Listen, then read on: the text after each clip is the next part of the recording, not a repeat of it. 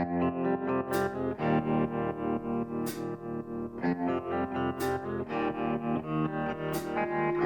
listening to Kill Cliff's Hazard Ground podcast, with service members from across the military sharing their stories of combat and survival. And now, here's your host, Mark Zinno.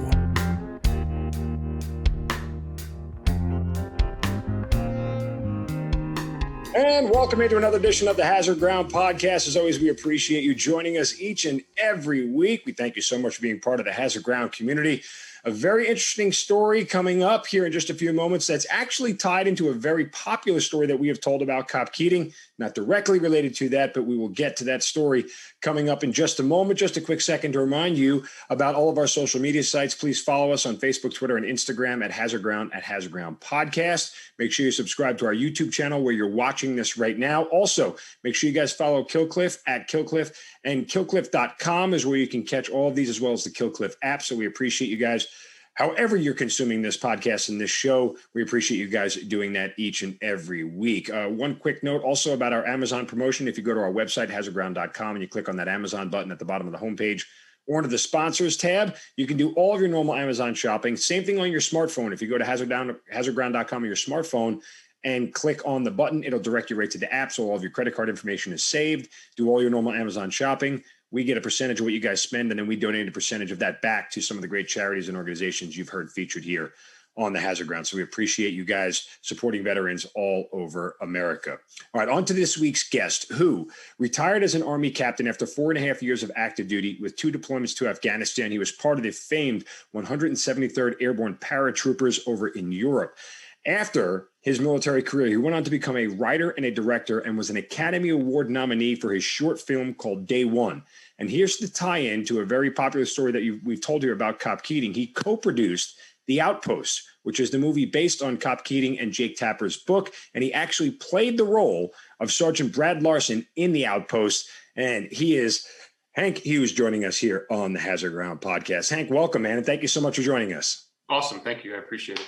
Any chance to get to talk about this stuff is great. No, absolutely. And look, the COP Keating story and the Battle of Kamdesh is a fan favorite. So I'm excited to talk to you about that. But I personally am more excited to hear about the 173rd Paratroopers, because this is a unit that has so much history dating all the way back to World War II. It's just an incredible unit where some of the most high-speed guys go to operate. And plus, they're stationed in Italy, which I always thought was pretty cool. You know, when we filled out our order of merit list back in our LTC days, I put Italy on there. I ended up in Texas. So it was a little bit, of a far cry from where I wanted to be, but nonetheless. So I love being in the 173rd. I'll put it this way. I was watching, have you seen that Ken Burns, Lynn Novak doc, The Vietnam War? Yes.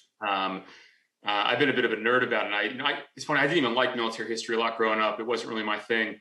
But I guess, after doing it and moving into storytelling and such, I really gravitate towards it. And I just loved seeing my units patch and learning everything that they did in Vietnam. That, of course, I'd read about, like, on the walls and in the barracks and such, and like at headquarters. But it was great to see this footage of Hill 875 and to see these guys doing this similar stuff that we were doing in Afghanistan.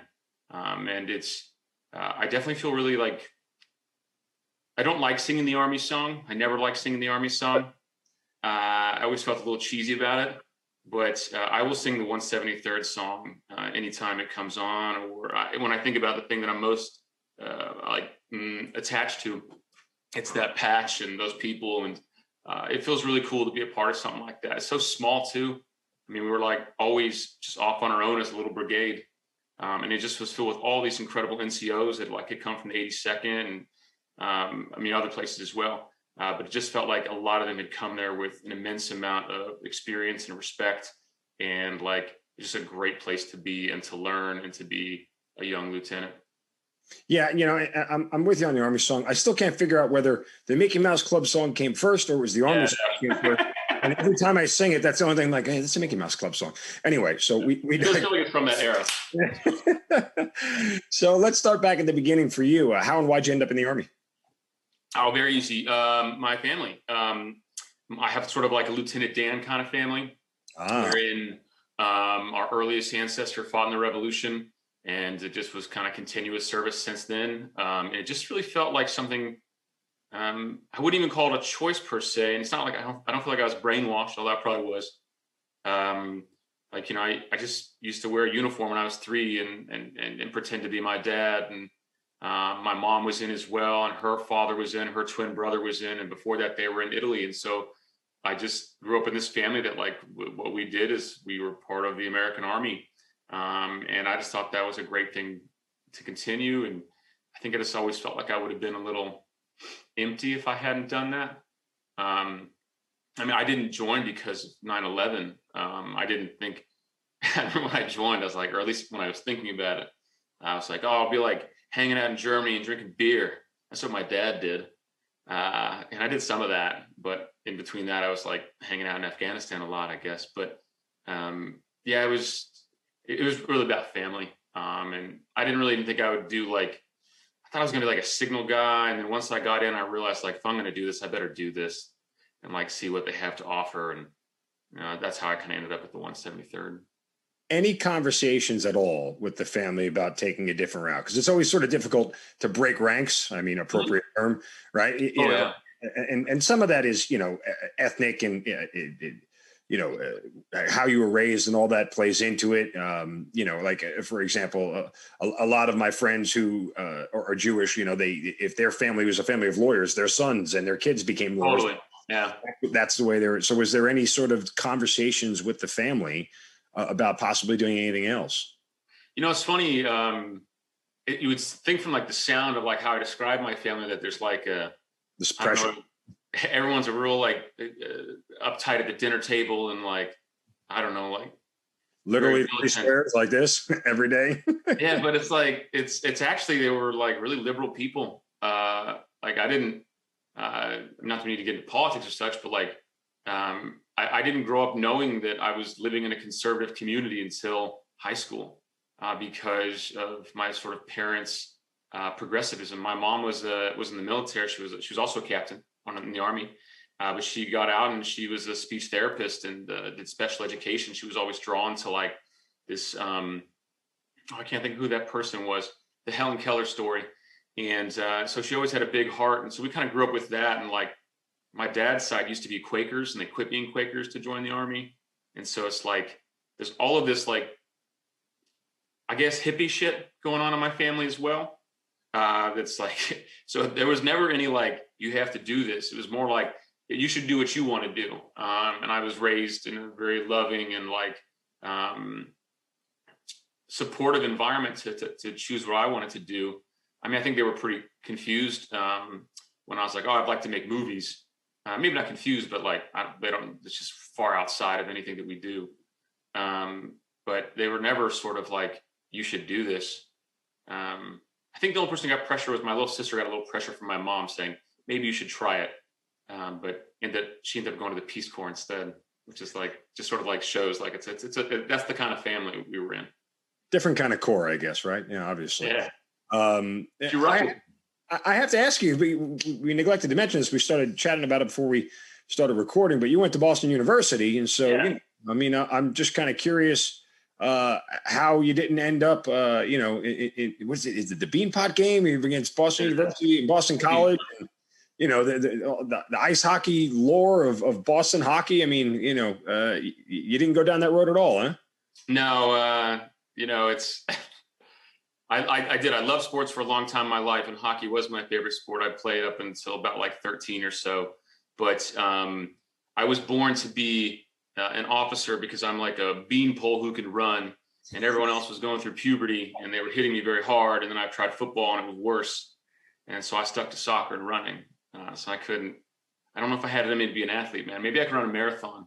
I have, like, that sort of body. I don't have this sort of thing that's, like, they can take a hit standing up really well. I'm, like, too tall, and, like, I just go really far when someone hits me.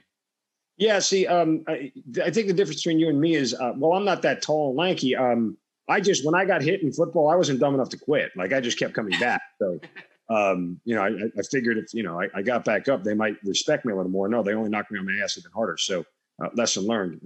I was never meant to be a soccer player, though. So different discussion. Anyway, so you graduate from Boston University. What year is it? It was 2006. Okay, so both wars are fully kicked off right now. Totally. And you are knowing you are going to war. Your parents know you're going to war at some point in time. Yeah. Any reservations? Any sort of, I guess apprehension, if you will? I think the power of suppression is very powerful in the young mind. And the only time it really hit me was my unit was in Afghanistan when I started Ranger School. And I remember like sort of having the thought, like, maybe I shouldn't go to Ranger School. Maybe I should join my unit. And excuse me. And basically a lot of trusted people were like, no, you should do that because you'll learn what you need. And I'm so glad I went to Ranger School. If Afghanistan changed me, I think Ranger School maybe did twice as much. I feel like it just sort of rewired my brain in a great way in terms of preparing you for combat.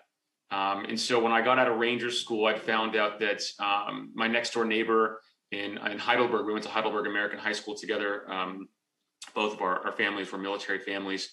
Ben Hall, he was lieutenant in the 173rd. And my dad told me in our driveways, like, hey, just so you know, I didn't tell you this, but like when you were in mountain space, I think it was, Ben got killed. And I was like, shit. I just talked to him on the phone like 2 months ago. And it starts to really hit you and you start to think about his family, and I know his family. I had a major crush on his sister, and it's like this whole, they would have like a second life. They're like our neighbors and they had kids the exact same age as us. And then Ben and I both joined the Army. It was just a very strange sort of like sliding doors or like mirror image thing. And I was like, whew. And then I thought I should not think about that anymore.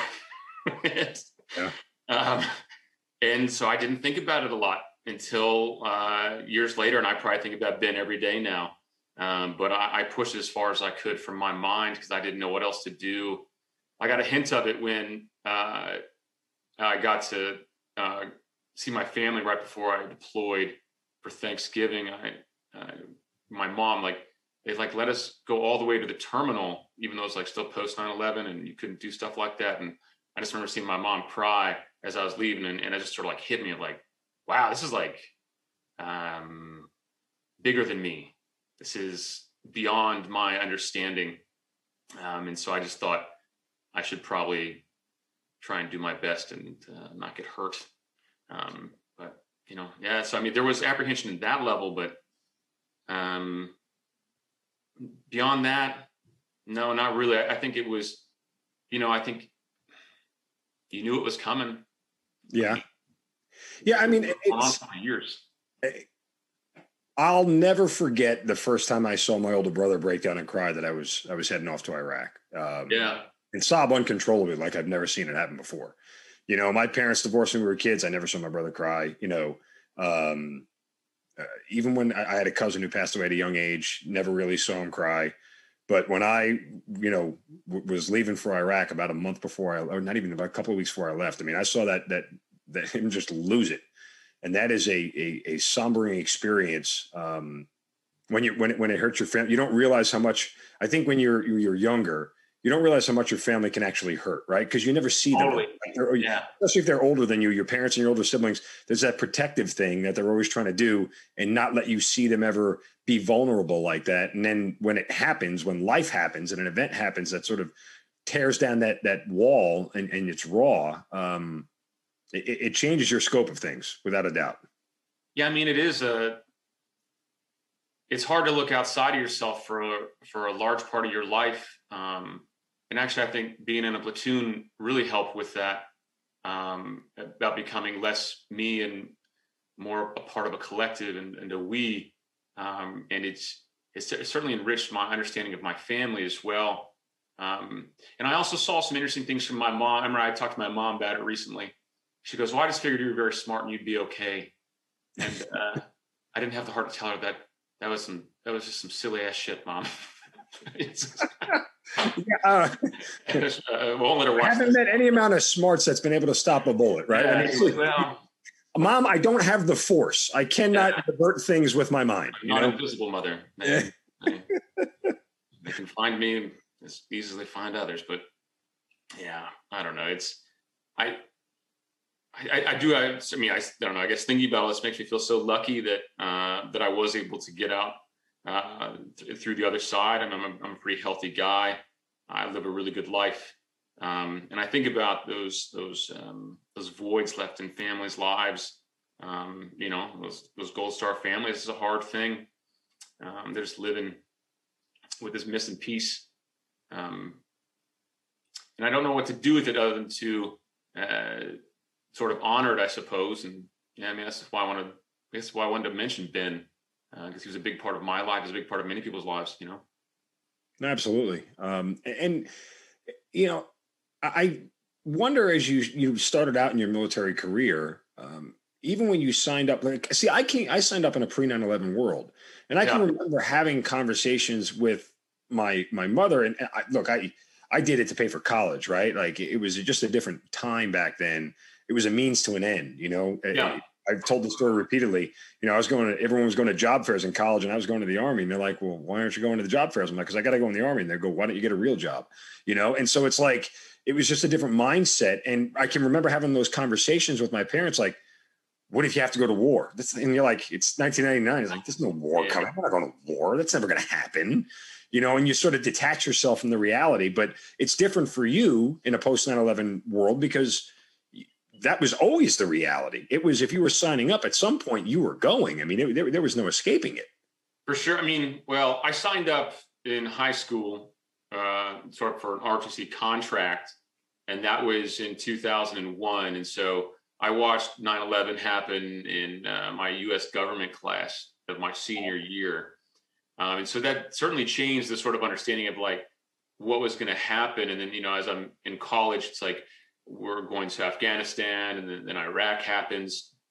And so like you sort of knew, although actually, I don't know if I knew, because I remember thinking like, maybe the war will be over by then. Cause you know, I mean, my dad had gone to Bosnia, and like Desert Storm happened while he was in the military. He was supposed to go and didn't, and so forth. And like, you know, those things were fast, sort of. I mean, Bosnia kept going, but like in a kinetic way, it was pretty fast from our side, not from their side. Plus, we also fought at 30,000 feet. You know, like there wasn't. Yeah. I mean, there were some tensions on the ground, but it wasn't. There was never any actual fighting on the ground.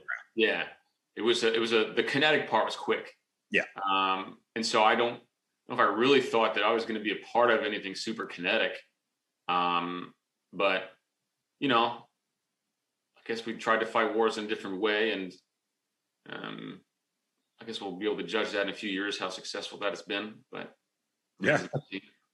History is written by the winners, right?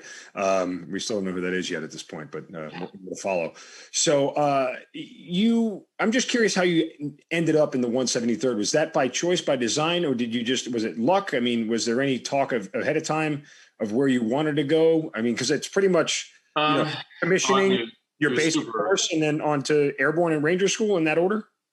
Yeah, I mean, I got lucky. I was supposed to go to 4th ID, and my family I was an armor officer. My family lived in Kentucky still. And so I didn't want to take leave because I was trying to save it up for some other time in my head. So I just basically went under this, like, they sent me to this guy at Fort Knox, this colonel, who wanted me to write him a paper about the M1A2 tank, because he was whatever his job was. I don't remember a lot of the details. Was his last name Abrams? No.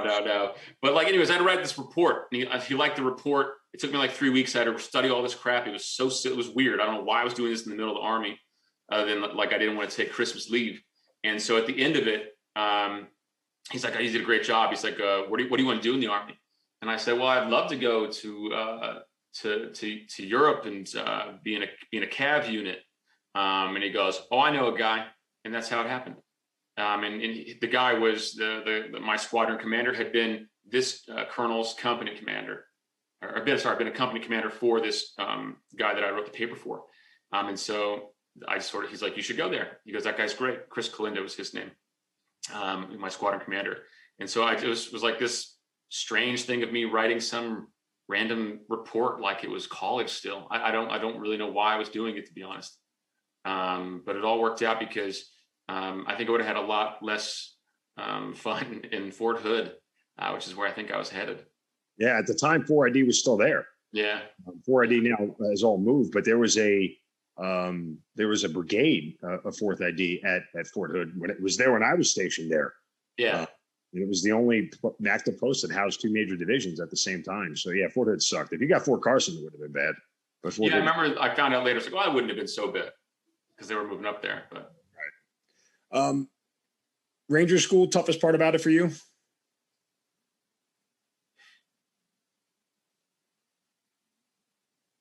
Learning not to quit. I think, I don't know, everyone's experience, but my entire life, if something got too hard, I would take a break, sit down in the middle of the field or whatever. And there was a moment in Ranger School where I almost did that. I half passed out from heat exhaustion. And they sent me to the line to go get a thermometer up my butt so that they could say you got too hot and you got to get out of here. And there were 4 or 5 of us because it was very hot. I went during August. And basically when the medic turned around, I just walked away and I walked back and joined my little squad or platoon, whatever it was, for because that was the first phase. And I said, from that point forward, I'm not going to quit again. I didn't come all this way just to be a little hot and overheat and act like it's that hard. It's it's just, I had to flip that switch. And that was a big deal for me. I feel like that was the first time in any sort of, it was the moment in life where I stopped being the kid and became an adult and decided to take responsibility for myself. Yeah, those are seminal moments, man. Yeah, it's huge. I think a lot of military people have, particularly officers, right? Because it's such a growth pattern. I think it's different on the enlisted side because typically the lower enlisted are young and they're molded and they're constantly told what to do. There's obviously a lot more autonomy on the officer side, but I think at least the good officers, the ones that I've come across, all have that sort of moment where you do growing up. And hopefully for most people, most officers, it happens very early on as a lieutenant. And full disclosure, for me, it didn't happen until I was a captain. It didn't happen until I was actually deployed and understood kind of the nature of, what it meant to be a leader and what it meant to be able to execute a mission and get a job done. And so you have those moments and they stick with you for a really, really long time. And I say that only just to kind of, I look at everything prior to that as, the part of my military career I'd like to go back and do over again. Sure. I just wish, I always say, I wish I was a better lieutenant. I wish I wasn't such a wise ass. I wish I wasn't such a know-it-all. I wish I had probably sat back and listened more and tried to take it in more and appreciate what I was doing at the time. And that's just the very nature of it, though, in some ways, that you're asking someone who's 22 to be a father of 40 or something like that. At least a parent doesn't. You can argue who the father, who the mother is, I guess, inside a platoon. But and that's a lot for a 22-year-old. At some point, I mean, there's a reason that the person who's showing you the way has been in the military for some time, because they have that sort of wisdom of a parent that a 22-year-old can't really have. So I think that is sort of a built-in function of it. But yeah, you're right that there's a slight difference there with officers, because you're put on. You have to be accountable so much sooner to more than just yourself. It's. But I mean, honestly, what a great gift that's been to me in my own personal trajectory. Always a head scratcher that the Army looks at it and goes, yeah, here's all these people and a couple of tens of $1 million worth of equipment, yet you can't even rent a car. So go figure that logic out. All right, right after Ranger School, where do you head to, and how quickly do you start getting ready for deployment? I got to go home and have Thanksgiving with my family, and then I went to Germany for a week or two, and then I was in Afghanistan. By the way, Thanksgiving after Ranger School probably works out well because you've lost 30 pounds. So this was great. It's so great. I mean, I think I went from 190 to 155 or so. I lost a little over 30 pounds. I can get so thin just naturally, and that sort of environment was just not great for my body. But anyways, I definitely ate my fill. And I remember that by the time I got to my unit, I was still pretty weak, and I was like trying to work out with some guys. And like, I couldn't bench press anything. I couldn't like press anything. I could walk for days, but man, I just couldn't, like, these other sort of like, they're not just beach muscles, but like the ability to do something other than carry a lot of weight for a long amount of time. I mean, I was just weak. I was weak for a long time. But I got there like in the winter, so I got some time to like beef back up, and like before I had to like sort of like hit the fighting season running, Right. So you said Germany for a couple of weeks, and then Afghanistan when? I got there for right before Christmas, I think. Yeah. I was definitely there for Christmas. I must have got there sometime in December. Yeah. And then I took the platoon over in January. Wow. So not a lot of train up time with those guys. Oh, I mean, none. No, I mean, it was like, I met my platoon at COP Keating. I met my commander the day before, because he happened to be coming back from R&R. And so we flew there together. But I mean, it was sort of like, here you go. I mean, it was good insofar as like, I would hate to do a sort of left seat, right seat in the middle of the fighting season. We were snowed in at this point. We're up in like the, high Hindu Kush. And so we couldn't really get into too much trouble. And so I was able to sort of, sort of plant myself a little bit before any of that happened. So. And for the people listening and fans of the Hazard Ground, I guess serendipity is not really the right word, but you end up, as we talked about, being part of the movie The Outpost. You mentioned competing. You weren't there for the Battle of Kamdesh. You were there the year prior. That's right. But it's just sort of, fate that it happened to be that you were stationed at that place, only to make a movie about it later. And I am curious your thoughts, because as somebody who's never physically been to COP Keating, when, we start preparing to talk to guests who are in that battle, and you just go over the landscape over and over. And for the life of me, and I asked this of everybody who was there about how you entered that place and what your thoughts. I can't think, and I'll take me back to ROTC days, like all of your 9 principles of war, your Okoka, everything that you learn to be a lieutenant. COP Keating violated every single thing of it. You didn't have to be a military war expert or versed in theory, gone to war college strategy to know that this place sucked. Like, this was a bad decision by God knows who, and it was there for a long time. So when you hear COP Keating, obviously you don't know what it is, but kind of give me the background, and then when you get there, your impressions of it.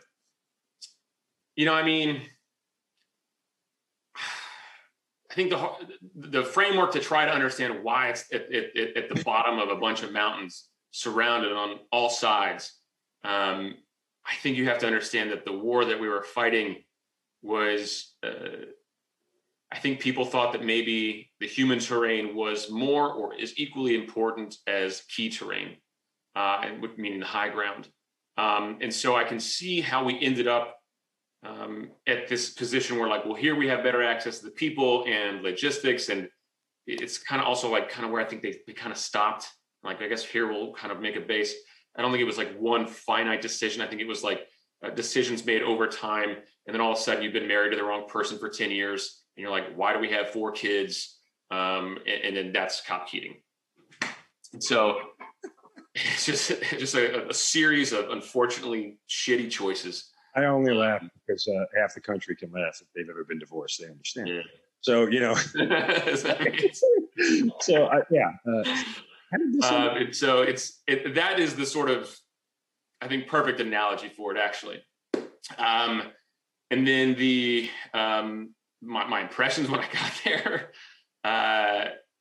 look, everyone's a cherry at some point, and I was a cherry lieutenant, but I wasn't dumb enough to know that, like, when you get off a helicopter, you're supposed to take a knee because you don't want to get your head chopped off or pushed over. But when I got off the helicopter at Keating, I just couldn't help but look up, and I just lost my entire situational awareness, and it was just probably mouth breathing like an idiot looking up. And I remember my commander had to like pull me down. He's like, "Get down, you idiot." It was so good. It's so dumbfounded. You're like, what do we? It's like you can't even see the top. It's like it's just everywhere surrounded, and you're just like, man, it's so much cover and concealment. it just made no sense. And like, and I remember that same commander, very smart man. He was a former Green Beret. I went green to gold. And I mean, certainly a father figure in my life, Joey Hutto. And I remember he said one time, like, oh, my biggest fear is like, we have one of these Alamo situations. I remember at that point, I hadn't even thought about that. And I was like, what do you mean?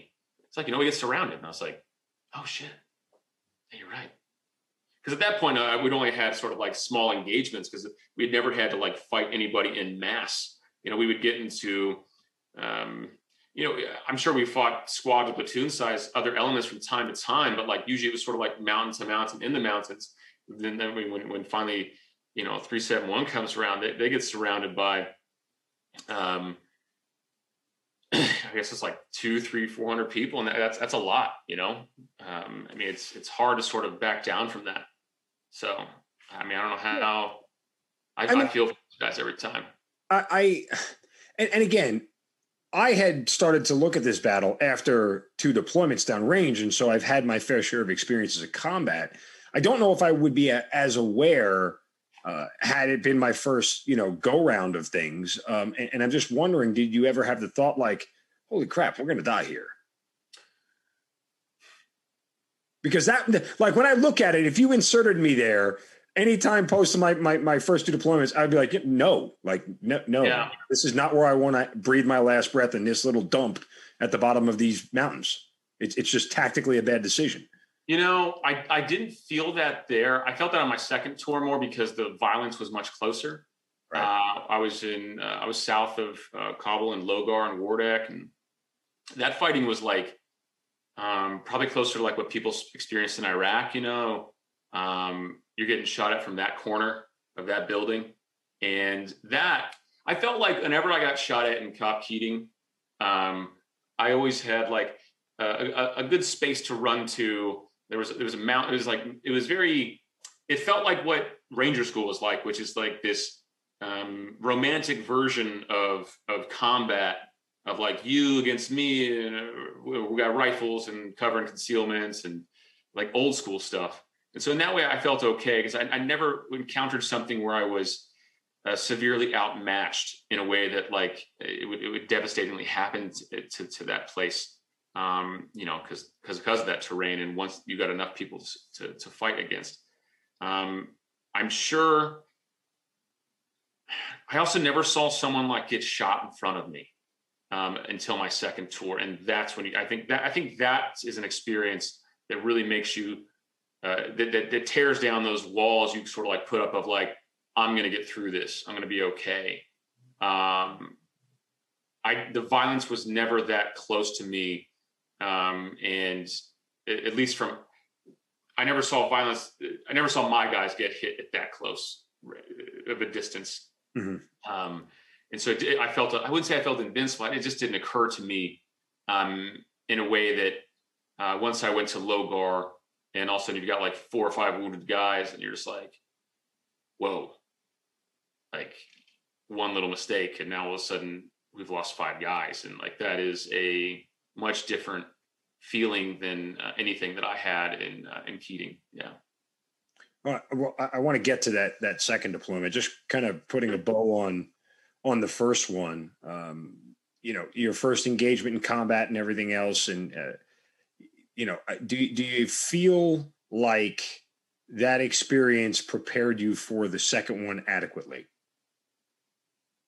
I got so lucky. I got to be a platoon leader twice, which is like kind of like winning a lottery. And so by the time I got to the second one, I definitely felt like I knew how to communicate really well, which is really, I think, all that being a platoon leader is sort of like, I learned the key, I think, to being a platoon leader is understanding that you don't have to have all the answers. You just have to know what the right answer sounds like and how, and if you can get there faster, the better. And then it's just being clear about the decision. That, I think, to me was a lesson that I felt my first tour I came in, these guys had already fought. They'd lost a commander already. They had this big battle on July 27th, and I hadn't been a part of it. And so I felt inadequate in many ways because of that, because, it's like, I mean, you see it in Band of Brothers, you see it in every war movie or something like that. There's some new guy, and it sucks being the new guy because you don't have the same experience that brought everyone together. And so in that regard, I'm sure there were definitely times where I think I was probably trying to make up for that with what I was hoping was confidence, which I'm sure at times felt like arrogance. And I think that by the second tour, I don't think I had any of that. Also, it was beat out of me in my first tour by my platoon sergeant. I remember I hot dogged once, and I was like, oh, I'm going to just fight in a t-shirt. And he's like, he didn't call me a son of a bitch, but he basically did. And he's like, you're like supposed to be the role model for everyone. And if you are like this, how do you expect everyone else to act? And I probably stopped trying so hard at that point. He was so good, Sergeant Burns. He's just like, we used to call him the Lieutenant Factory. I mean, the other like guys that had gone through him, he sort of just was a very calm man. It just like kind of reached through to you like an uncle would. So I think that in that regard, it did help me to being a lieutenant is like also learning like you're not one of the guys, that you're separate. And that's a hard thing because nobody wants to be alone, especially when you're 22 and you're on the top of a mountain and there's no one else you can really talk to about what you're experiencing or your fears or like, just like, hey, how do you do this? There's no one to talk to. So I think that I learned a bunch of those lessons in my first tour in a way that, my second tour, I lost, he didn't die. He was wounded pretty badly. My platoon sergeant, and I was never really given another platoon sergeant for the rest of that tour, which was about like 8 months without like I had two E6s, but they never gave me a sort of like, one of them was, actually I only had one E6 at that point, and he was an FO, but it's kind of a weird ragtag situation. But I think I was only able to do that because of the experience I'd had of being surrounded by such a strong NCO and like squad leaders and such in my first tour. On that second tour, when you sustained casualties, you talked about a moment ago, and beyond the realism that, okay, this can happen to me too, there is a sense of, change that you're never going to be the same again, right? Because the dynamic of who you are and, I say it repeatedly, the moment you put a round down range, you're a different person, right? The moment you fire your weapon at a target, it's the old you dies and you're a new person. Was there anything about that second deployment that sort of still stays with you from that standpoint?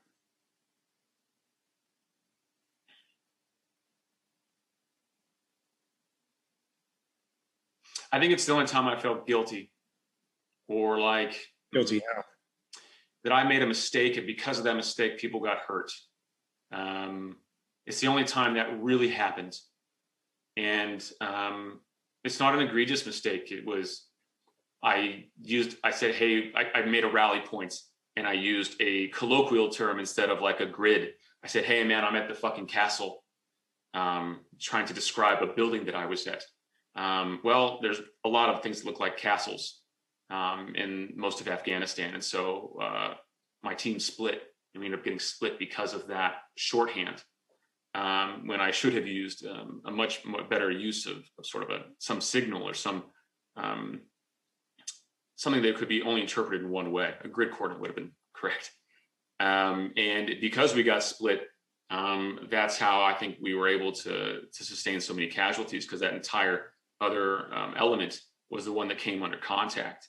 And so, I think, I ended up carrying my platoon sergeant on my shoulder to the helicopter. And that's like, it's a harrowing thing to feel like, man, this guy's bleeding because I fucked up. And like, I'm old enough now and away from enough now to go like, I didn't build that bomb. I didn't blow it up.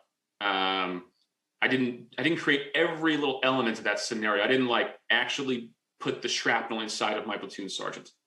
Right.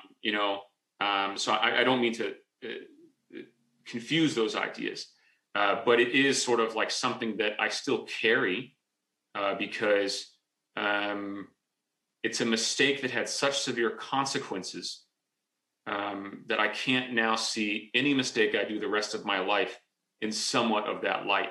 And it's been something that I've had to sort of keep track of as I've become a different person. Because I'm not a lieutenant or a captain anymore. I'm just a guy. Well, and I'll share two things. One, you could have given them the grid coordinate and they could have went down the exact same way as everybody. Yeah, Could have gotten ambushed and killed, and you did everything right in that case, and things went horribly wrong. We talk about the randomness of combat, and totally. again, anybody who's been there once, if not multiple times, understands that you do everything right and you still get bad results. You do everything wrong. And I can even think of the opposite, where it's like I can think of one clear moment where I decided not to just push forward and like create a support by fire when it felt completely unnecessary. It was just a hunch that I had, and then all of a sudden we're in contact, and putting that support by fire saved lives. Like, and it's just like, so it's not like it's there is a balancing of all of these things, and you have to sort of try and create, I think, that remind yourself of that totality when you, instead of going down the rabbit hole of like, this was all my fault. Yeah, I mean, it's a dangerous game to always play out the multiple scenarios that could have went down in any given spot. That is a rabbit hole that people who lose others in combat and lose brothers and sisters in combat, they inevitably go down. I think it's impossible not to. I think you'd be less human if you didn't. But it always leads to a very dangerous place emotionally, and the things you're going to put blame on yourself for, and how you reconcile that, I think, is why we see a lot of the struggles that veterans have what they do. Sure. But similarly, I mean, I had a similar story, and I was 8 days from getting on a plane to leave Iraq, and I cut a couple of corners and went on a mission without a map because I knew where I was going. And long story short, on the way back, we had to take a different route, and I didn't have a map. And my vehicle, the one I was in, rolled over an IED, so I almost got myself killed. So I understand that sort of hey, let's just do this because we know how to do it, and kind of details matter, right? They always. Yeah, and it's just a funny thing that it's a great way of putting it. It's like little things that can change in a binary sense of life or death, and that's what I learned in my second tour. I remember on the first, actually it was the third day before I had gone ahead, and I'm with the outgoing platoon, and we come on a place where some guys had been they'd used it as an overwatch too many times, and they blew it up, and now they were all buried, and we had to unbury them. And like, it was just like this oh fuck moment of realizing like, wow, this like this version of combat is so much more intimate and close, and like in a way that like shooting across mountains was not. Or I remember I didn't stop we had gone out to help. On my second tour, we were basically a counter IED unit, and we would like try and like gather evidence from the IED sites to then go try and find the bomb maker. So sort of a CSI to SWAT sort of thing is what we sort of did. And I remember we went out to this site, and I knew that on the way back, we were going to get a bunch of IEDs because there was only one way in and one way out. And so I felt very proud of these choices, actually, because on the way back, we found 5 IEDs. And actually we found 4, I should say. It got too dark, and I said, hey, we got to sleep here tonight. We're not going to be able to find the 5th. It'll find us. And this one, here's the one moment of little detail that's just, it's such a strange thing that happens in combat that I was on an hour, off an hour, whatever, like switching with the senior NCO. And I got up to switch over, and I went to go take a piss. And I see this motorcyclist going down the road. And I don't realize until it's too late, oh, he's going in the direction we haven't cleared yet. And all of a sudden, 5 seconds later, boom, he finds like the 5th IED. And you realize like, oh, fuck, we should have put a roadblock up, or we should have stopped him. And it's just like, fuck, man, these little oversights that you just like, I described this to my friend once as like that feeling I get where like, I'm always misplacing my keys. It's like a little thing that like misplacing your keys in combat can have this incredible consequences that are, it's just staggering. It's hard to like reconcile with when you come home and like, there's just no corollary for that in regular life, but you still carry the weight of that, of those small mistakes that turn into these catastrophes. It's a weird thing that just doesn't exist in normal life. No. And I would say, even if it does, the results of what happens in regular life, those sliding doors, usually aren't life and death events, right? Yeah, exactly. Yeah. They are, oh, I missed the bus and I didn't get to see the show, or, I caught the train, thank God, and I got home in time just to catch the start of the game. And, those are the consequences in battle and combat. Consequences are much, much different. So, from that standpoint, and I think we all, good leaders are compelled to always question the things that go on, right? Like they're always compelled to try and figure out how to do things better the next time. And I think the thing that we don't do enough is we don't share those questions and thoughts with enough people, because we're so afraid of being judged. We're so afraid of having people tell us that we're wrong or that you made a bad choice, and confirming that fear that I'm responsible for the bad thing that happened. And I think that also puts us in a very dangerous spot. Like we should be able to have conversations like that openly with people without being judged and without fear for retribution, if that makes sense. For sure. I mean, it's a hard thing inside of that culture at the time. Yeah. How it happened, because it's like, accountability and responsibility is like, those are the pillars, and I don't think any leader wants to admit that, hey, we're all going to make mistakes, and like, it's okay to make mistakes, because it's kind of not okay to make mistakes, but it's also completely true that they're going to happen, and that no one is superhuman. People get tired, people forget to tell the motorcyclist because, they had a full bladder and hadn't slept much, and they just, been out for 2 days straight. Like it just, these things accumulate. But yeah. You come out, as you mentioned earlier, healthy, relatively unscathed. You look back on that experience, lucky to survive, did what you needed to do to survive. Do you ever wonder sometimes how you made it out? I do. I think I'm coming up on 10 or 11 years since the second tour. So it's like, I've also had sort of a journey. I think a lot of us probably have of, I've just become much more open. I went to therapy for a few years, sort of learned how to access feelings that I had pushed away for a long time. And so it's sort of, I think only in the last few years, and in fact, actually making the Outpost was such a strange thing too, because like, I walked onto this set that looked like this place that I had been that no longer exists. This is weird deja vu of like, that's my bunk. It's like, it's a weird thing. And I think that's when, I had a friend kill himself recently when I was there, and we had been friends at Keating. And I think I'd also been taking these acting classes to try and like not look like an asshole. I think all of a sudden I just really started to feel things, and it struck me. I was like, holy shit, I could have died in a way that like I hadn't really ever admitted that. Actually, there was one time in a firefight where I was like, I don't want to clear around this corner. I really don't want to clear around this corner. And I just did it. And I just ignored that fear immensely. But it's the only time I got really sort of like, I think when I turn around this corner, I'm going to get shot. And I didn't. I was surprised.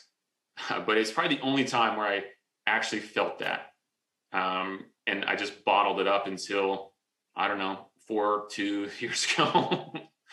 And then I think I started feeling it in a way that was overdue. It was, I had a really good cry. It's on the set of the Outpost, on my old bunk. And I just sort of sat there and allowed myself to feel things that I had not felt and did not want to feel for a long time. And it felt good. It felt really good. There's part of me that's envious of you for that. And there's part of me that is also petrified. We interview a lot of Vietnam vets, and the Vietnam vets who either have been fortunate enough or have chosen to go back to Vietnam, to walk the same ground where all these bad things happened, and do it again. And I think part of, for me personally, like, if someone offered me a chance to go back to Iraq again and go stand in the same spot where I got into a firefight, and go stand in the same spot where I ran over an IED and do those things, I would take it, but openly, I'm already like almost shaking inside, getting nauseous thinking about it. Yeah. Because the amount of raw emotion that literally at this moment could overcome me, I certainly wasn't ready to handle then, and I'm not ready to handle now, from a standpoint of my life has changed so much since then. I wasn't married then. I didn't have kids. Yeah. I have a family now. I built for lack of a better term, like a legacy, if you will. Like, I have all these things I didn't have before. And the idea of, as you said, one decision, one, detail that gets missed that could have changed all of that for me, is so overwhelming emotionally that it's paralyzing. I mean, it takes my breath away just thinking about it.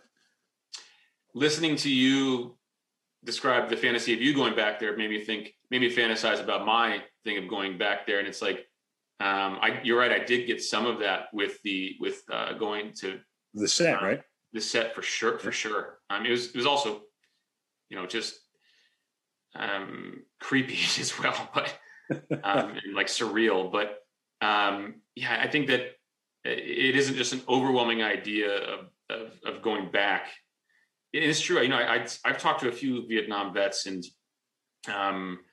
it hasn't happened every time, but many times it has, where I'm so curious, like, how are you guys dealing with that now? What do you think about that experience now? And on more than one occasion, they just sort of like, it's just these old tough dudes crying, and you're like, whoa.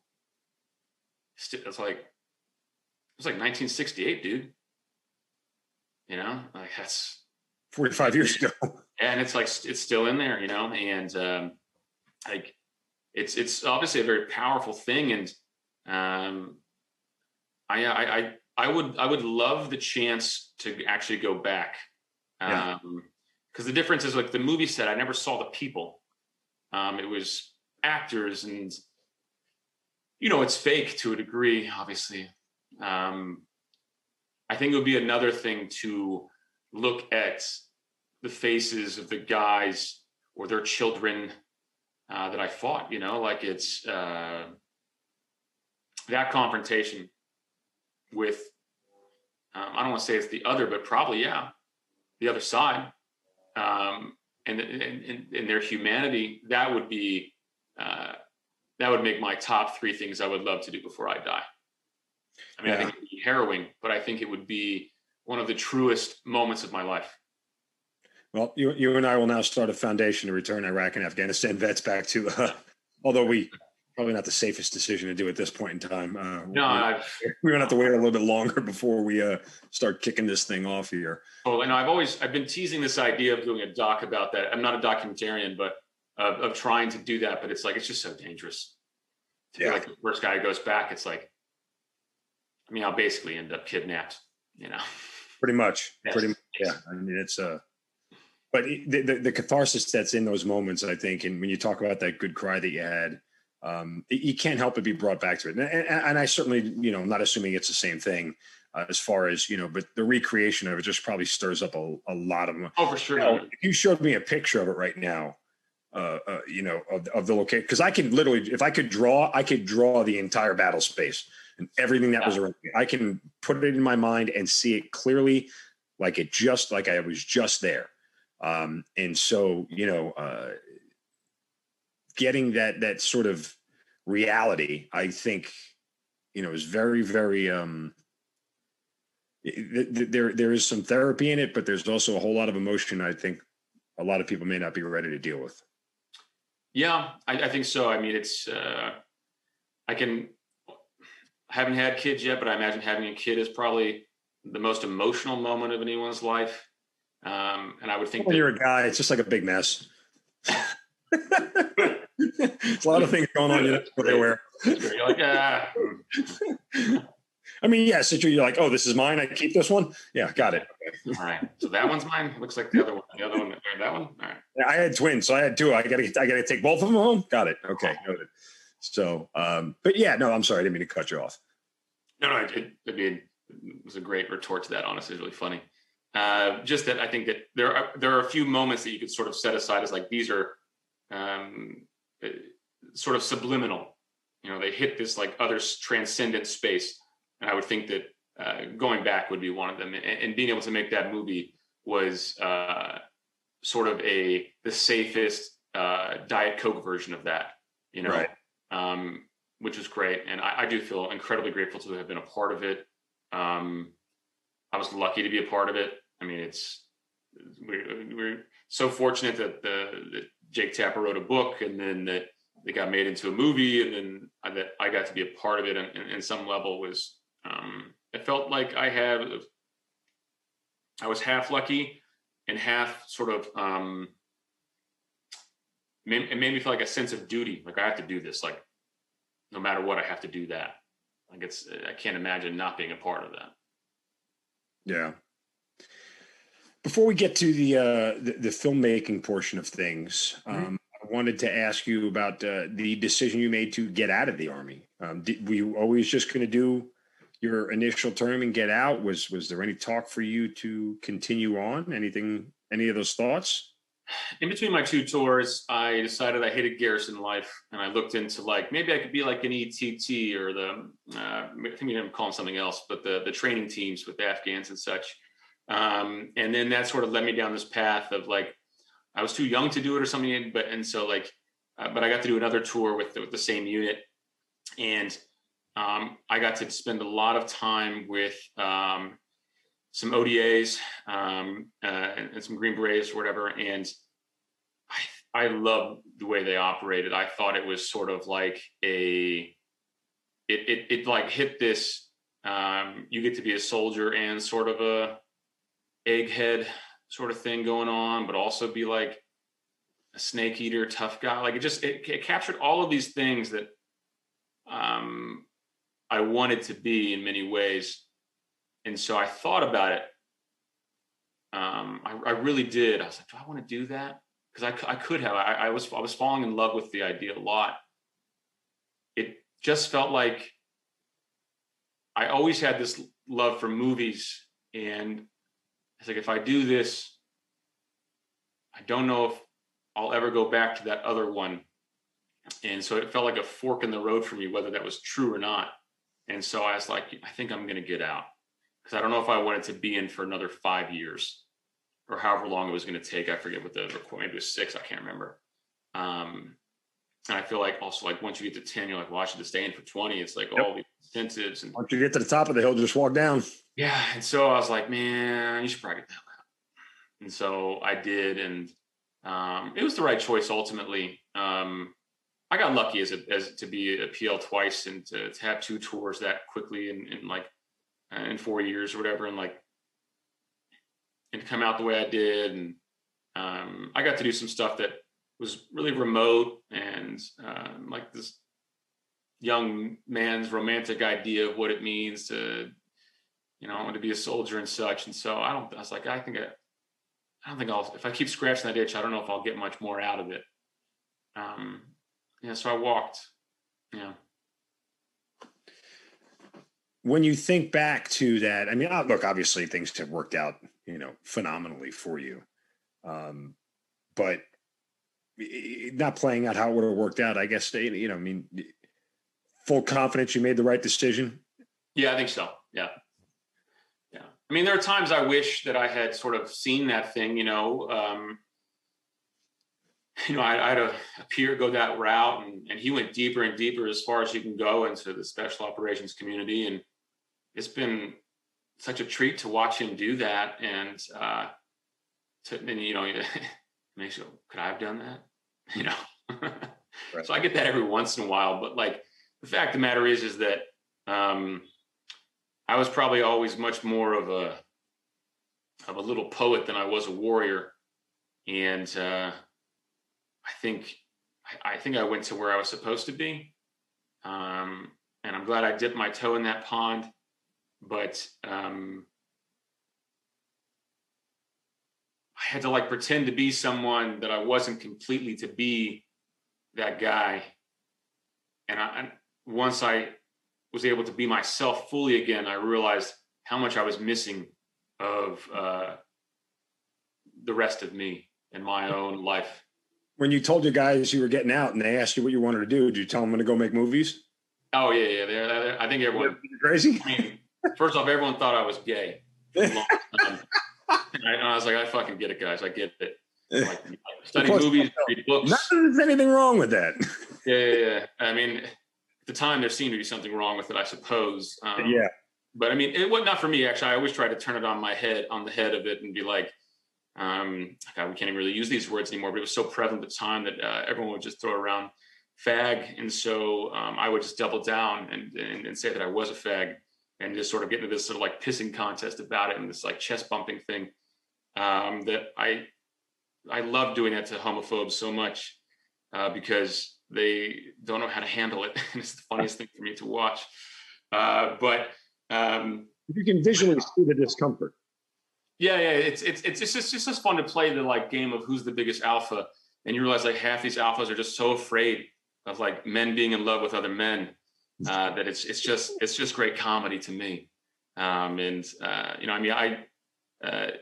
It's funny. Like my best friend from high school is a gay man, and he finally like made his way to San Francisco, and I finally went up there to see him over a few years ago, and like it was great. What's so funny is that being with him and all his guys, because it's just like tight knit group of guys.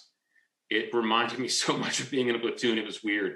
And I was like, I've never seen people be so like, you guys do everything together. You guys have each other's backs in a way that like I hadn't seen. It was like a total tribe. And I was like, man, this is so interesting. I haven't seen this since I was in the Army. And it was just, and I just like wanted to like call up all these guys that we used to like have all these jokes about, all these homophobic jokes around. Like, guys, guess what? I found it where we can get that experience. We just have to be gay. And we moved to San Francisco. They have so much fun, and they do. But anyways, yeah, that was sort of. I don't know what we're talking about now, but here we are. Well, moving on from your career in the military. All right, so are you going to film school? Is that the intent at this point? Yeah, I went to the American Film Institute. Okay. And I just knew that I needed some structure once I got out, because it's a strange thing, to go. I think that transition is hard for everybody. I had heard that it was hard. I could see that it was going to be difficult. And I said, man, I can't just like go out there flapping. I need like something to like structure my day. And so I thought that was a good idea. And it was a really great school. And I was finally ready to be a student. I learned a lot from it. And I loved every minute of it, I have to say. I was not a great student in undergrad. I was too smart for it, like I thought I could just like skim by a lot and not pay attention here and there. And it was different when I was 27. Now I was like, oh, I'd love to learn, and there's some great people here I can learn from. And they brought in a catalog of professionals you got to listen to, speak to, and like learn from them. And I just soaked it up. I loved it. I'd go back to that school again in a heartbeat. Not that I need to, I suppose, but like just to relive that. I think school is just such a great place. Once you're finally ready to do it, it's like a playground. I don't know if I'm going out of order here chronologically, but you mentioned about learning, and I would be remiss if I didn't mention that one of your mentors in the movie industry ended up being George Lucas, and he directed, what was that? What was the name of that movie? Oh, Star Wars. Yeah, that's the one. I Yeah, don't know if that came after you made day one or before, but I mean, before obviously actually. it was before. Yeah, and shout out to the American Corporate Partners, because that's all through them. They were teaming up veterans with mentors in the field that the veteran was pursuing. And I think it was just a matter of right time, right place, because someone got Tom Hanks. I heard someone got Oprah. Like there was like a celebrity push at one moment. And I think someone had spoken to George Lucas's people, and they asked to see some of my work to make sure that I guess I wasn't a dipshit. And so I sent them some, and it was good enough, I guess. And it was just this weird, like, I felt like Cinderella going to the ball, man. I didn't know who I was meeting. It was all surprise. It was on TV with Bob Woodruff, excuse me. Yeah, Woodruff. Ugh. I was gonna say those are two different people. Yeah. Sorry, apologies.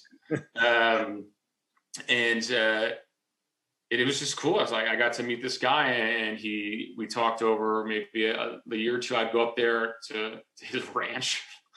Skywalker Ranch is like this strange paradise where everyone gets to like live in this beautiful property where there's like vineyards and cows and lakes and just make movies. Yeah, I was thinking of something totally different when you said Skywalker Ranch. I'm thinking like stormtroopers on every 15 feet. And they've got like outside the front door. No, it's like this. Boba Fett is the butler. That stuff's all over the place. Oh, is it really? You spit and hit some memorabilia or whatever, but it is. I guess it shouldn't be surprising. Everyone there is a Star Wars fan. I don't know why I didn't think that wouldn't be the case. That like, they just work there, but no, everyone's like, they're all in the Church of Star Wars there. But no, he was such a pets. Yeah, he was so kind to me though, and gave me his time, and we just talked about story and like where to sort of like focus my attention on things.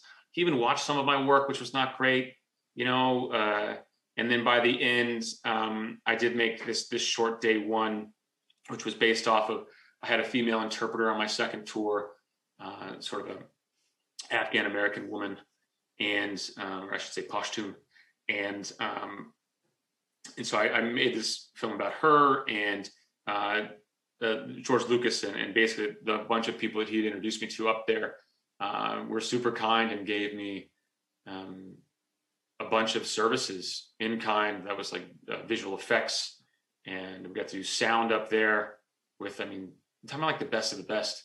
And it was just such a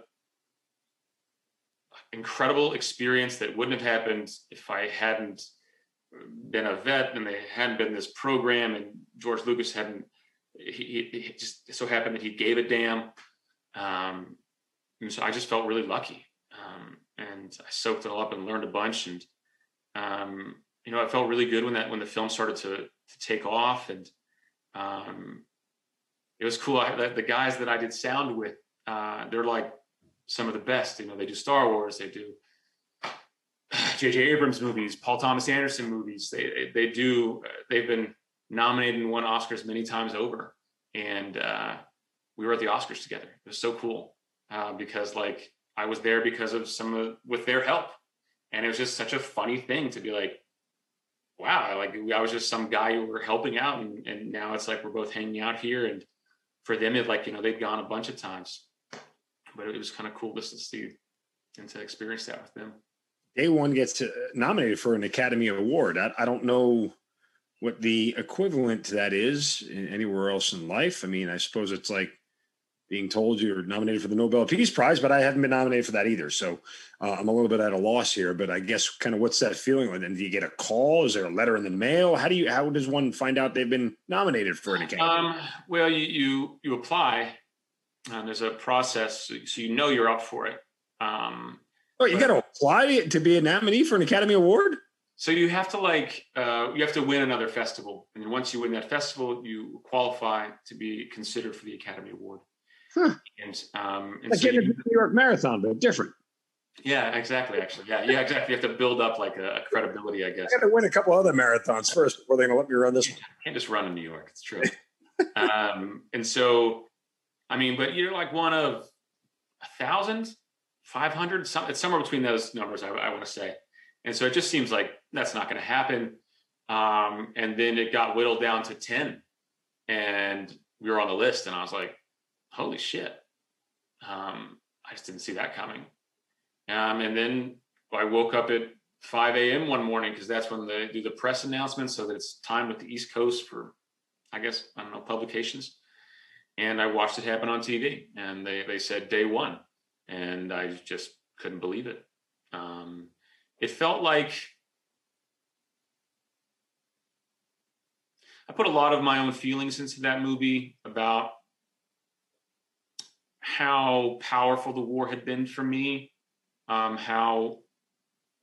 Frankly, it's less about soldiering and more about confronting everyday people, everyday Afghans, and sort of those experiences I had of going into people's homes in the middle of the night to take their dads away. That sort of burned something in me that I wanted to talk about, and the intimacy of going into someone's home. You're a father now. I mean, can you imagine someone coming into your house in the middle of the night and throwing your kids around? And I mean, we didn't throw people around. I shouldn't say it like that, but I'm sure it felt like that. And it's particularly for them, to have a foreign man in your house, like to have like 30 or 40 of them with guns pointed at your people. I mean, it would make me want to murder people if they ever did that to me and my family. And I thought about some of the grace that I saw in those situations. And so I wanted to capture that. And so it felt honest, that it felt good that what I felt was honest was being seen by other people, and that they were responding to that experience and those sort of feelings that I was, I guess, grappling with. And I don't know, I think in some ways, art is just an expression, it's an act of creation, and you're trying to say, I feel this thing, do you feel that thing? Walk in these shoes, do they feel like your shoes? And I felt like a lot of times I would look into these families and see my own family, and I was happy that I was able to capture some of that and share it with other people. Yeah. I was going to ask you, and hearing that last answer sort of answered the question for me. But I wanted to ask about, there's, I guess it's similar to music. Like you can get people who are talented and make music and make songs, but they're not making their music. You seem to just indicate now it's not about making a movie. It's about making your movie, and your movie should say something. I'm correct. And like, you're not going to do a film for the sake of putting out a film because it'll be a successful movie. Are you more just about doing a film that says something emotionally to the audience that you want them to know? I mean, or is it a combination of both, I guess, in the industry? I mean, look, I turned down an action movie. It was probably stupidly, professionally, I mean, but ultimately I thought, I don't have children yet.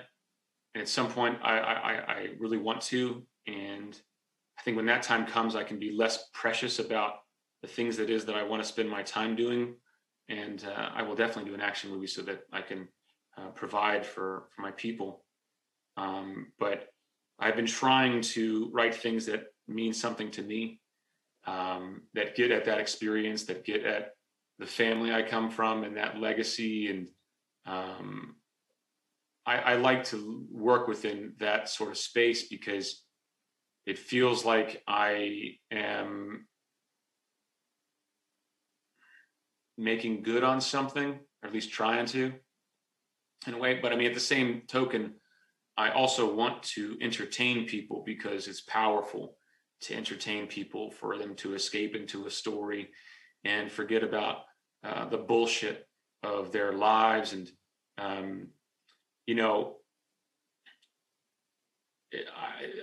I'm sure I watched Pride and Prejudice, which is a corset drama about some English people, women particularly. I watched that movie probably 20 or 30 times when I was deployed on my second tour, because it was the complete opposite of what I was going through. I was able to escape into this other world, and I loved it.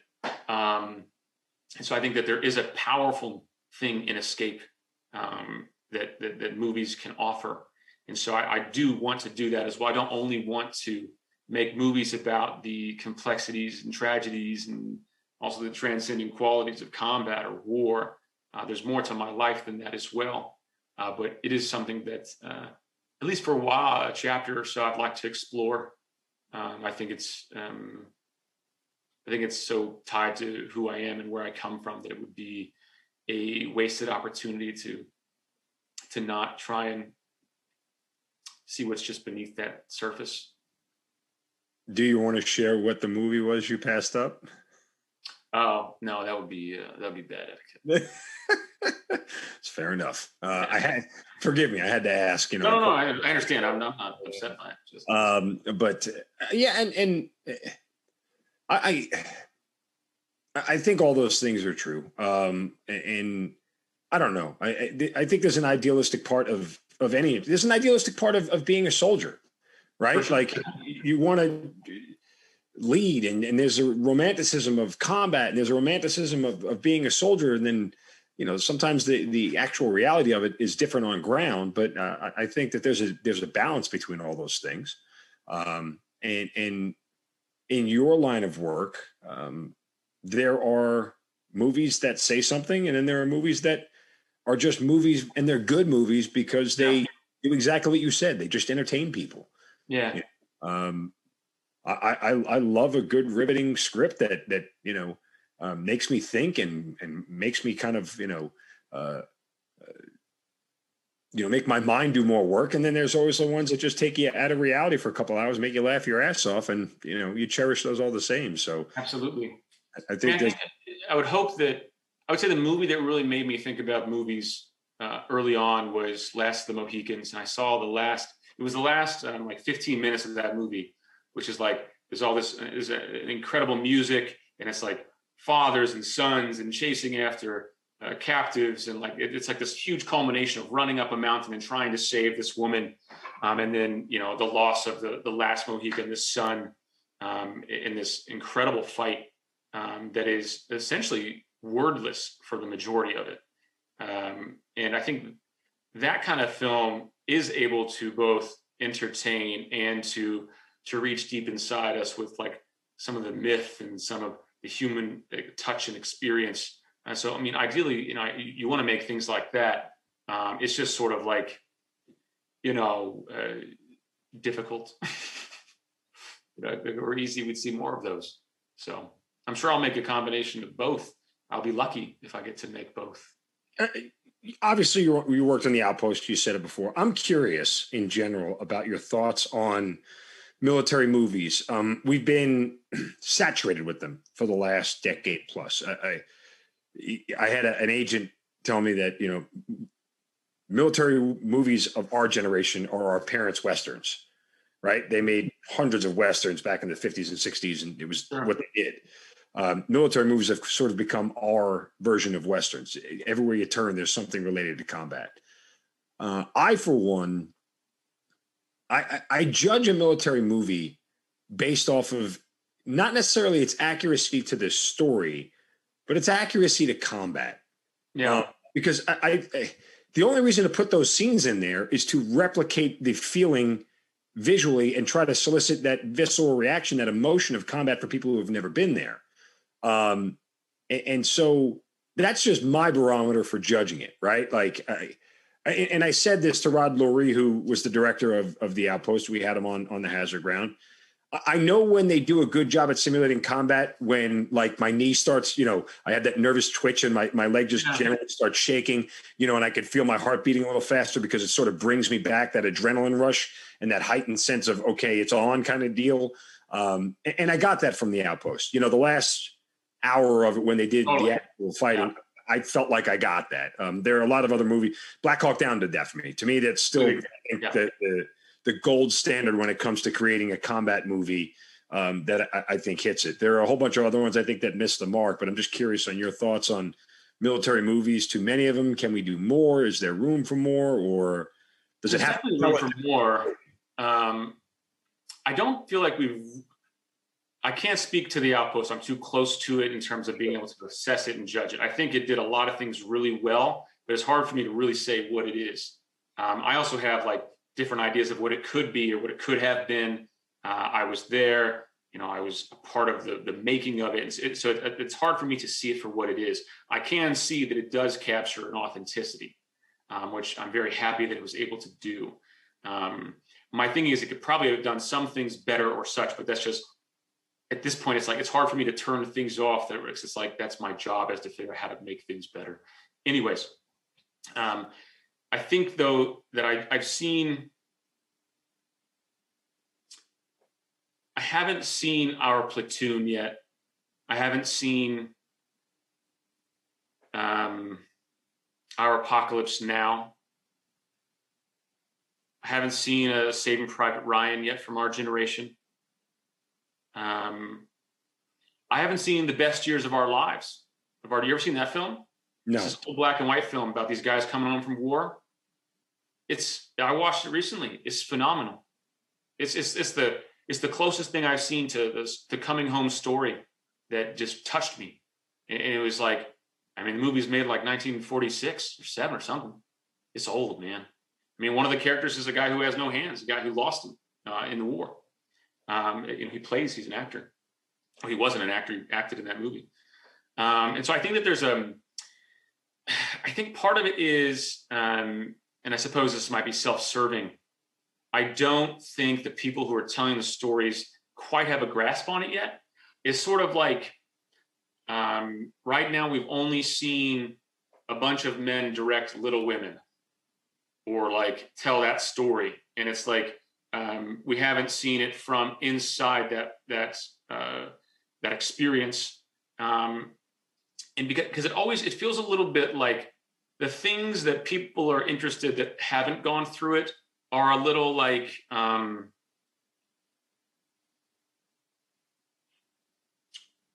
pornographic. And that's a weird term to use. And I'm sorry, I'll try and explain it. What I mean by that is they're sort of like ooh and awed by the superficial elements.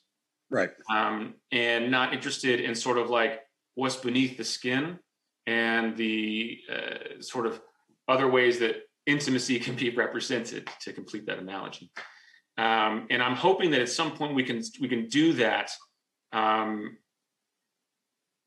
It also feels like a lot of people are interested in trying to tell the modern war story in a way that wraps up the politics of it, in a way that, like, politically, it's too much of a mess to try and solve in a 2-hour movie. Like, yeah. I've been reading about it for years. I've been a part of it. And every once in a while I'm like, what the hell's going on? What? How do we get here? And I know it so well. And you think that a viewer doesn't even understand the difference between Afghanistan and Iraq. No. They are wildly different wars. They're completely different wars. And so I think that there's something in that it's hard. We haven't had that sort of film experience yet. There's been some great work. Don't get me wrong. I don't mean to disparage anybody. I think they've told great stories. But I think that there's a little bit, it either turn up the guilt and the tragedy too much, or they turn up the glorification too much. And I think that they're missing out on something that is just an individual experience that I haven't quite seen yet. Okay, so and forgive the unprofessional opinion here, as you are the movie pro, but I'll say a couple of things here. One, the military movies of today and while they can do a service to combat, what they can't do a service to, especially in the 2-hour film, is the bonds of soldiers, right? Yeah. Like you can't shortcut that in a real way. Saving Private Ryan does a better job at that than it does at actual combat, right? Yeah. The opening scene everybody loves, but people who have been in gunfire know it's complete horseshit. What lost me immediately was the guy in the water. The bullet goes in the water, goes through the guy, and comes out the other side. Which ballistics and bullets, that doesn't happen. Water will stop a bullet. So you lost me with that. As far as a guy walking around looking for his arm. I mean, we're just whatever. Anyway, and that's just a critique. But I think Saving Private Ryan does an amazing job at building the relationships between the people in that squad, and that's real and authentic. And that. The fight between Robin and Horvath, that stuff happens. That's real. And it only happens because these guys actually love each other, and I think that is hard to recreate in battle scenes. And it's so hard to shorten that without trying to give you one or two impactful moments that just lead your mind to assume that that's the case. Like, these guys love each other. These guys hate each other kind of deal. The best thing we've seen thus far, actually, out of to represent the recent wars, has been Restrepo. I think that Sebastian Junger and Tim Hetherington really captured. I think Tim Hetherington called it Man Eden, and and then Sebastian Junger said on top of that, it's the only place he knew where young men could openly love each other, and I think that I have not really seen. The Outpost gets at that in moments. It's a condensed form, and it has this big battle, and so it's difficult to sort of do all of that at the same time. It's like you have to pick one or the other. It's hard to do both in the same movie. Yeah, it really is. And you're right that Saving Private Ryan was kind of able to do it successfully. I hadn't thought about it in that way in a while, and you're totally right. It perfectly gets at that camaraderie and that sort of family quality that they have. So I would like to see some of that. I think it's also interesting to see what happens when people come back. I haven't seen a lot of great veteran stories yet. And I think it's because the people outside of the community, I think they think that story is drugs and suicide. And it doesn't have a happy ending. It's hard to sell it. Yeah. And it's like there's other ways to tell that story that aren't about the terribleness of it. I think, I'm hoping some stuff that I'm working on now can get at that better, because I think that is a lot of fun. Is being a veteran is in its own way another sort of you go to Mars when you go to war. It's like you come back to Earth, and come back to Earth is also a very interesting story. So I would love to see some more of that. I would think. There's also a lot of sci-fi stuff that's doing some decent work. I'd love to see. You ever read this book called The Forever War? No. So look, I'm not a sci-fi guy really. I know like two or three of them, but this was it's written by a Vietnam vet. His name escapes me, but you can tell when you read the book, like this guy understood what it meant to go to war. And essentially it's a forever war because they have to time travel, and we're like, basically everything back home continues on. And every time they fight, they lose like 100 years back home. So by the time they finally come home, nothing is the same. And it really captured this feeling of that I thought was really powerful. I heard someone was trying to make it. I don't know. I should probably look into that. But it's one of the only things that, okay, maybe that's the other thing that we have to start doing, is try and find other genres and techniques to get at these ideas, because nobody wants to watch the movie of the guy coming home and drinking too much. And now there's domestic violence and alcoholism.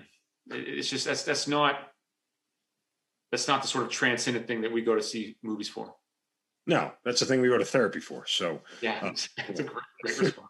Yeah. It's a whole different set of problems you got to deal with. What are you working on now? Not that you have to divulge too much, but is there a specific project you're working on? Is there something you want to get done? Is there something you want to create going forward? Yeah, I've got two things that are pretty close to being, I think, give them a real shot and see what happens. One is a feature version of the short that I made, and it basically just follows one mission, but it does it from a few different points of view. One from a soldier, one from a Afghan kid who works on base, and one from the interpreter. And it sort of uses this idea of how language is difficult and how that interpreter is key into understanding all of this stuff. And I think that it's a war film I've not sort of seen before. And I think that could be a very engaging ride. And it's sort of like, it's just one mission. So it's a pretty fast thing. So I'm hoping I can make that at some point. And the second one is a sort of veteran coming home story. But it's much more, I won't tell you what it's about just because I don't want to like jinx things and so forth. But it's much more like No Country for Old Men or something like that. It sort of gets into these sort of crime thriller areas that I think is an interesting space of like bringing the war home a little bit. So what's mentally tougher to stay in, Ranger School or the movie industry? Ooh, there's a lot of quitting both. Yeah. They're both wars of attrition too, by the way. It's so funny. That is the analogy I give people, and they're like, well, like, how long are you going to do this movie thing? Like, how do you know if you're not going to make it and so forth? And I was like, in my mind, I am treading water, and so are all my peers. I just have to be the last one treading water. Mm-hmm. And so I just try not to focus on, they're both mind games for sure. Look, Ranger School is harder because it's more intense, but doing this as a lifetime is more, the consequences are higher because, you know, now it's starting to affect people that I love in a way that, like, if I fail Ranger School, it just means that I feel like a loser for a little while. You know, it's like, I'll be all right. But if I fail at this, it's like, well, I promised these people I love that we we're going to do certain things in certain ways. How am I going to have a family? It's like it has consequences of real value in a way that like Ranger School doesn't. But I think, look, Ranger School is probably the hardest thing I ever did. Yeah, in a condensed amount of time. I think it was harder than combat. It wasn't as catastrophic or as as scary or as meaningful by any stretch, but it was probably harder for me. Yeah. You played Sergeant Brad Larson in The Outpost. No designs on wanting to stay down the acting world? You're a much better writer, director than you are an actor? Well, I only came to that role because the people who make movies are cheap, and they knew they could get me for a low dollar amount.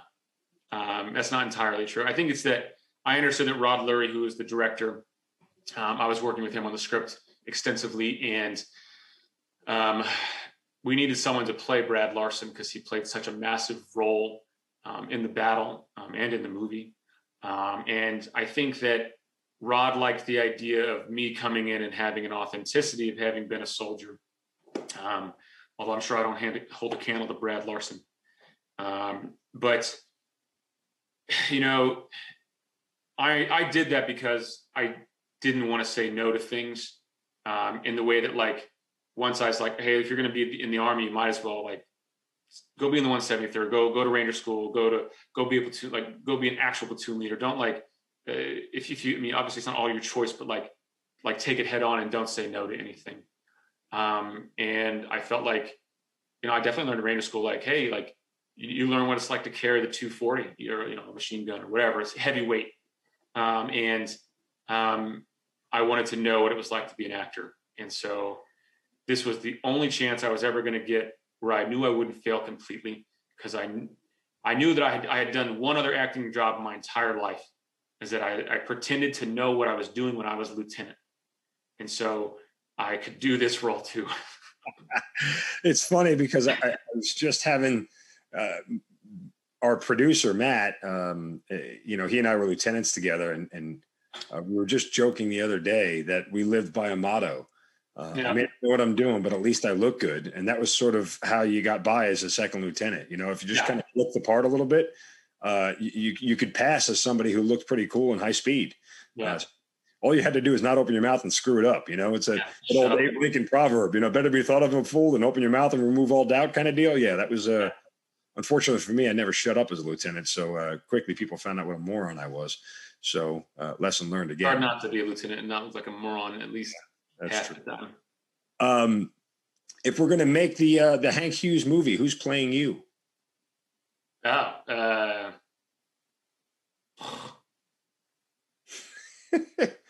putting you on the spot here, obviously. Question. I'm trying to take it seriously.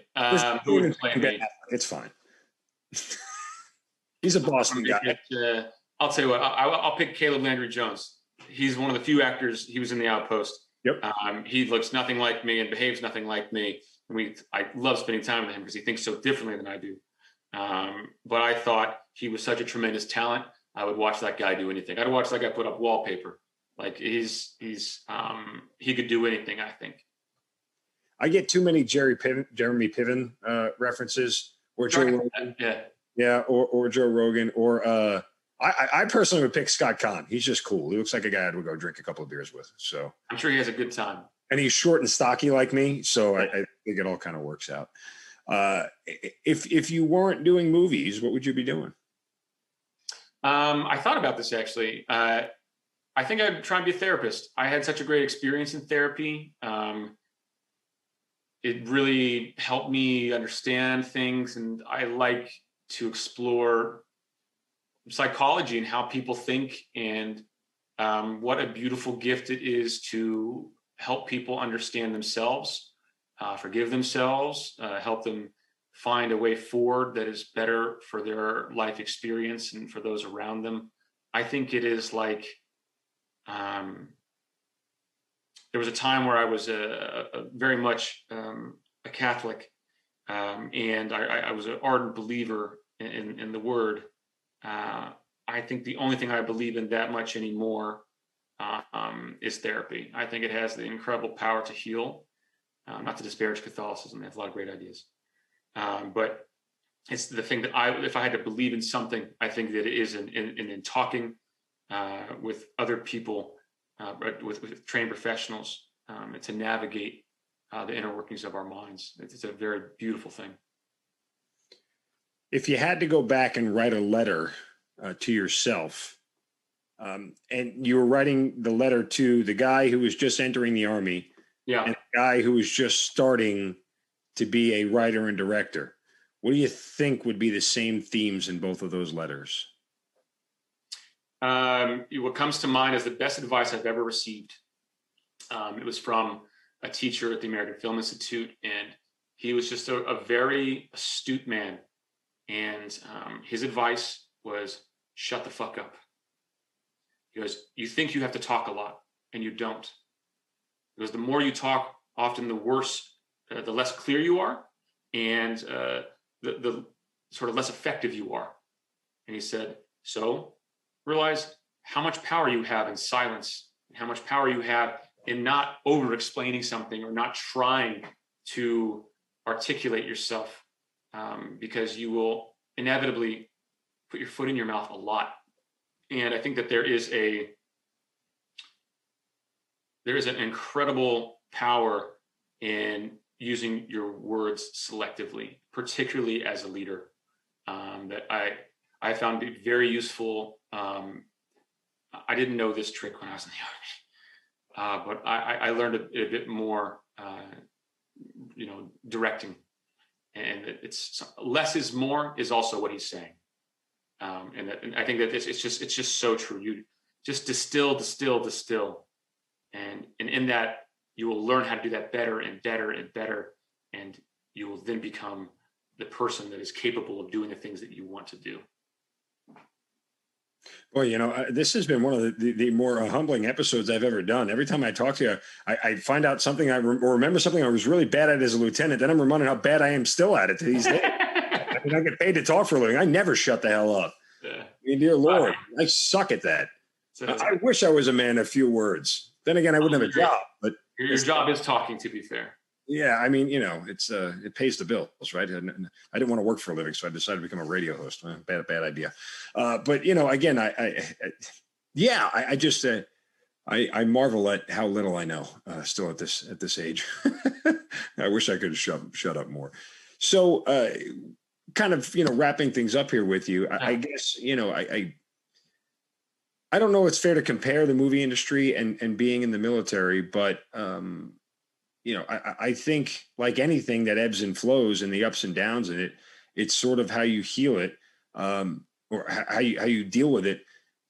Did the military prepare you mentally for the rigors of the film industry? yes and no. Yes, it prepared me to, in the leadership column, absolutely. I don't know anywhere else at that age you're going to get that kind of experience that has that resounding effect as being a platoon leader. It's with all the baggage that it ever came with. I still think I would go back and be like, hey man, you should do that. It's really going to help you to just understand how to communicate and lead people communicate with and lead people.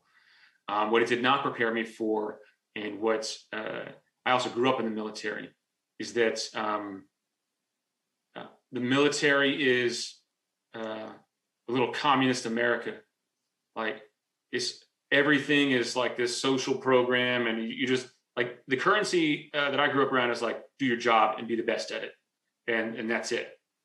Being a filmmaker is actually being an entrepreneur. I didn't know what the hell that was for a long time. I had never had to sort of be a lemonade stand kind of guy. And that was a big surprise to me, that I was like, oh, I'm a salesman? Oh, of course I'm a salesman. Shit. And I'd never had to sell anything really up until this job. Until then it was just doing the job, and the job was sort of carved out for you. The space was defined, in the film world, and I assume a lot of the world, business world. It is up to self-starters and for you to figure out what it is that is going to drive the business, to drive what it is that you do. This may be a little bit of a loaded question, but how do you know you've made it in the film industry? Or have you made it already? I mean, there are a lot of people who try and never make one damn movie, right? I mean, there are a lot of people hustling around to make one movie. You've made multiple, and you're working on more.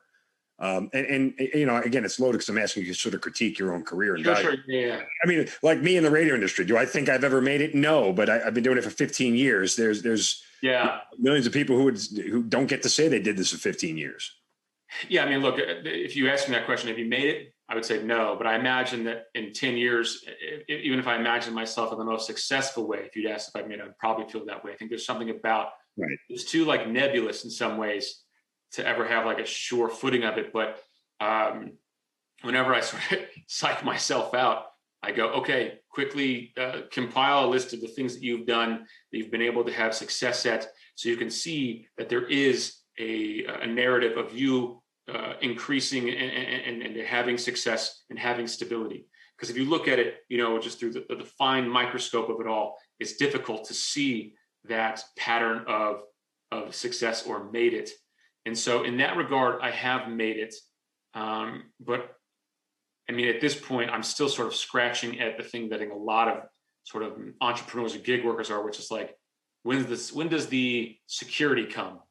And that is, I don't know if that ever comes in this kind of line of business. I think what is going to have to actually happen is that you just have to stop worrying and realizing that the security comes in a belief in yourself and that you will always be able to continue forward, because it's never going to present itself in the same way that like, well, hell yeah, I'm always going to get paid if I'm in the Army. Like that doesn't really exist in a lot of line of work.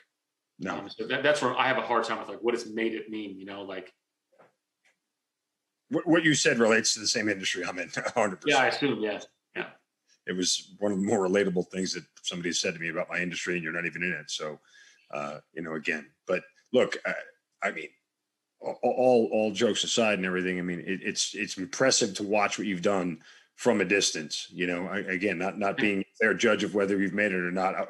All I know is that, hell, I would love to make a movie one day, but I ain't smart enough and I don't have the chops to do it. But, so the fact that you've made multiple from where I sit is beyond impressive. And the fact that you're going to continue to do more and be very successful at it is always something, that I salute. So congratulations on all that, and certainly wishing you continued success and the best of luck in the film industry and whatever else your endeavors are. I think it's so important that we have great veteran voices out there and people in prominent positions to affect lives and affect change going forward. And you, much like me, there is a passion and a inner sort of drive just to make sure that our fellow veterans are taken care of, right? Because nobody does it better than we do on our own. It's the buddies It's the one thing we've been brought up to believe. You take care of the person to the left and the right of you, and don't let anything happen to them, and the rest of the stuff seems to be okay. And I think regardless of what we do in our civilian lives and everything that goes on, that part never leaves us. And that comes through in everything that you're doing, and the work that you want to do and the work that you have done. So again, wishing you nothing but the best of luck and the best of success going forward. And certainly thank you for sharing your story. Some parts of it, obviously, bring back some raw memories, and it's always tough to sometimes go over some of that ground again, but the honesty and the candor is certainly appreciated for the audience. So thank you for all that. It's my pleasure. I think that's ultimately, I want other people to feel that they can talk about their experiences. And I feel like my only mission in that regard and my duty to my community is to just be honest. And we should promote that, because there's nothing worse than people who can't talk about those things. It's cancer. Thank you. Thanks for being part of the Hazard Ground. Thank you for having me, man. I appreciate it. All right, that'll do it for this week's episode of the Hazard Ground. Again, make sure you guys are subscribed to our YouTube channel and following us on all the social media sites. Again, make sure you guys download that KillCliff app. Check us out at killcliff.com. We appreciate you joining us, and we'll see you next week. You've been listening to Kill Cliff's Hazard Ground podcast, hosted by Mark Zeno. If you have an interesting story to tell and you'd like to be on the show, send us an email at producer@hazardground.com. And if you like the show, don't forget to subscribe, rate, and review on Apple Podcasts. Thanks for listening. We'll see you next time.